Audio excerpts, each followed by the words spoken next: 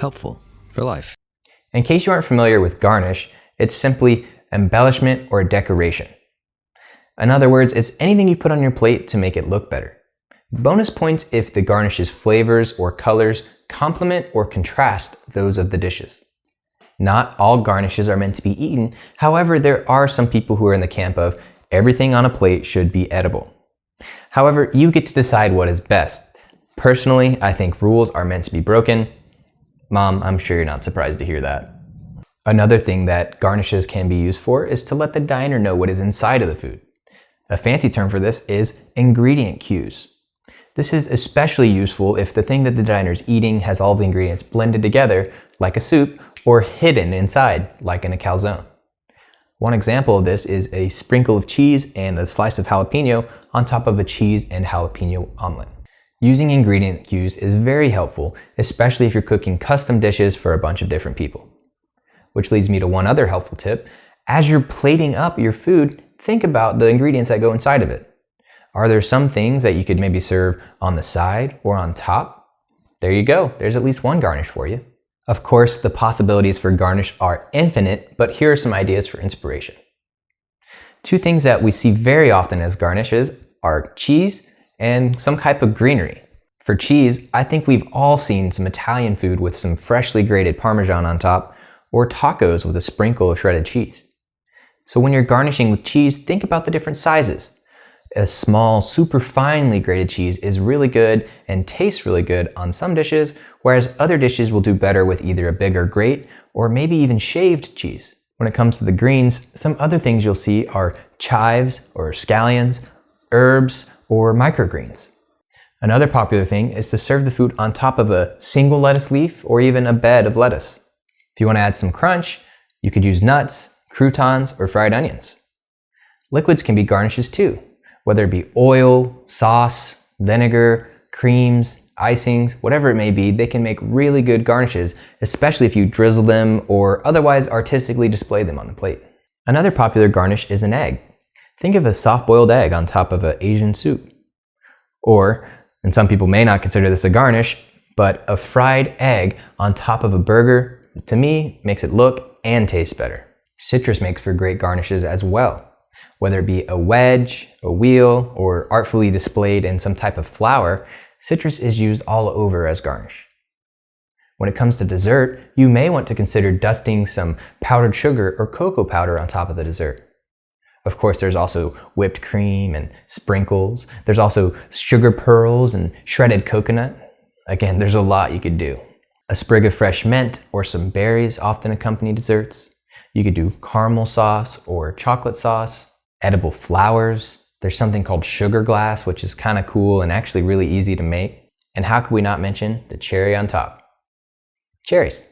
Another thing to consider is using non-food items as garnish. A very popular example is an umbrella in a drink. However, you can get creative. Use anything you got. One fancy thing you can do is to cut up what you're serving into some fancy shapes. A simple example is to cut up some veggies in matchsticks or cubes and serve them on top. Or, if you want to really step it up, cut your food into more complex shapes and objects. For example, maybe a flower or an animal. But, in my opinion, one of the coolest garnishes that you can do is something called hippimas. It's basically a batter that you can write or draw with, and then you bake it and it crisps up, and then you put it on top of your food. Not only can you custom design words or pictures or art, but you can do a different one for each guest. It's not that hard to do, but it's super impressive and it's fun. Thanks to Chef Todd Moore, here's an easy recipe for you to follow along with. Just get 2 ounces of egg white, 1 ounce of flour, and 3/4 of an ounce of heavy cream. And in case you don't have a scale, here's what that is roughly. You're then going to whisk all of that together, incorporating as much air as possible. Then pour that batter into a squeeze bottle. Then grab a pan that you've lined with parchment paper or heavily buttered. Then take your squeeze bottle, draw whatever shapes or animals or words you want, and then throw it in the oven at 420 degrees Fahrenheit for about 5 minutes. Keep an eye on it though, it may not take that long. It's pretty quick. Right after you take it out of the oven, they'll still be a little flexible, so if you want to bend it around a spoon or a cup or something to get a curved shape, you can do it then. Just like art, the possibilities are truly endless. You can draw whatever you want. But to give you a little bit of inspiration, here are some ideas you could try. Fancy crosshatches, spirals, long sticks, flags, snowflakes, animals, circles, arrows, hearts. You get the idea. Words are also fun to do. People's names and labeling the dishes are two obvious things, but you can get creative. Now, Hip and Mas is basically a cookie, but you can use this garnish for any course. If you want to make the cookie taste a little better, you can look up some other recipes online, or maybe just consider adding some vanilla, maybe a little bit of sugar, some cinnamon, things like that. Of course, since this is my favorite garnish, if you do end up using Hip and Mas, make sure to take some pictures and videos and tag us on your social media with them or send them to us. Pause here or click the link below if you want additional Hip and Mas tips. So, we covered a lot there. But now that you know these tips on how to improve the dining experience, keep them in mind when you're doing your meal planning. It's a great way to improve your meal planning and also make it more fun. Let's be real though, you're not going to do all of these things every time you make a meal. But you don't have to. Just take a second, slow down right before you serve your meal and think, what are some of those things that I could incorporate to make the dining experience that much better? Also, next time you're out at a restaurant, pay attention to all of the different elements we discussed. Good restaurants will mindfully design each of those elements to make the dining experience a good one for you.